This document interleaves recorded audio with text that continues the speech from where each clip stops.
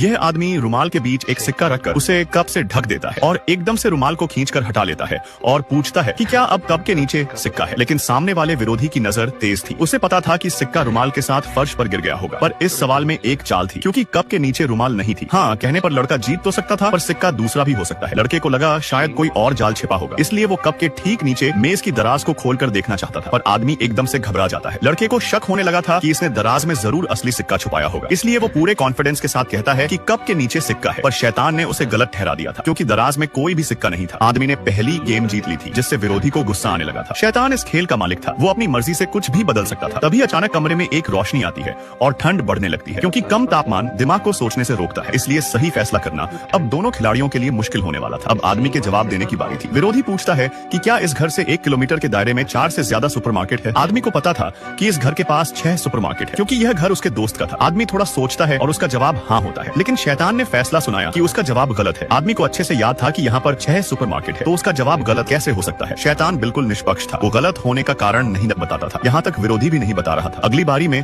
आदमी लड़के से पूछता है कि क्या रुमाल के नीचे बम है। यह सुनते ही विरोधी हंसने लगा था और कह रहा था कि कहीं तुम्हारा दिमाग तो खराब नहीं हो गया है। लेकिन सावधानी के लिए वो दराज को खोलकर चेक कर लेता है कि कहीं बम से जुड़ी कोई भी चीज ना हो। पुष्टि करने के बाद लड़के का जवाब ना होता है। आदमी को पक्का यकीन था कि उसके घर के नीचे एक अविस्फोटक बम छिपा हुआ है, लेकिन जब उसने शैतान का फैसला सुना तो उसके होश उड़ जाते हैं, क्योंकि उसका कहना था कि रुमाल के नीचे कोई भी बम नहीं है। आदमी 2 बाजी हार चुका था, अगर वो एक और गेम हारता है तो शैतान उसकी जान ले लेगा। उसके बाद विरोधी आदमी से सवाल करता है कि क्या 1 किलोमीटर के दायरे में 10,000 से ज्यादा लोग रहते हैं। इस बार आदमी जल्दबाजी नहीं दिखाता, उसे लगा कि इसमें कुछ तो छिपा हुआ राज है। तभी लैपटॉप की स्क्रीन पर उसका ध्यान जाता है। प्लग लगा होने के बावजूद भी लैपटॉप की बैटरी खत्म हो रही थी। यह देख वो तुरंत एक बाल्टी में कागज जलाता है, जिससे फायर आराम तो बजने लगा था, लेकिन उसमें से पानी की एक बूंद भी नहीं गिर रही थी। यह देख आदमी समझ चुका था कि शैतान ने शुरुआत में पूरे घर को ही एक ठंडी जगह पर शिफ्ट कर दिया था, इसलिए यहाँ पानी और बिजली नहीं है, जिस कारण उसका जवाब ना होता है। यह सुनते ही शैतान ने कहा, बिल्कुल सही जवाब है। आदमी ने एक गेम वापस जीत लिया था। दोनों खिलाड़ी आखिरी गेम में पहुंच जाते हैं। अब सवाल पूछने की बारी आदमी की थी। वो बटुए की सारी चीजें निकालकर आग की बाल्टी में डाल देता है और पूछता है कि क्या कमरे में 500 से ज्यादा नकदी है। विरोधी बाल्टी उलटकर जांच करता है, जिसमें उसे एक सिक्का मिल गया था। फिर उसे याद आया कि पहले गेम में इस्तेमाल किए गए सिक्के के साथ अब कमरे में कम से कम 1000 रुपए होंगे। लेकिन जैसे ही उसने हाँ कहा तो उसे पता चला कि शुरू में इस्तेमाल किया गया सिक्का नकली था, वो केवल सिग्नल ट्रैकर था। यही वजह थी कि पहले गेम में कप के नीचे कोई सिक्का नहीं था, जिस कारण आदमी यह खेल जीत जाता है और इनाम एक शैतानी चाबी मिलती है, जिसकी शक्ति से हर जुआ जीता जा सकता था, लेकिन इसके मालिक को लगातार खेलना पड़ेगा। पर अब दर्जनों लोगों को चाबियां मिल गई थी, जो उस आदमी के विरोधी बनकर खेल खेलेंगे।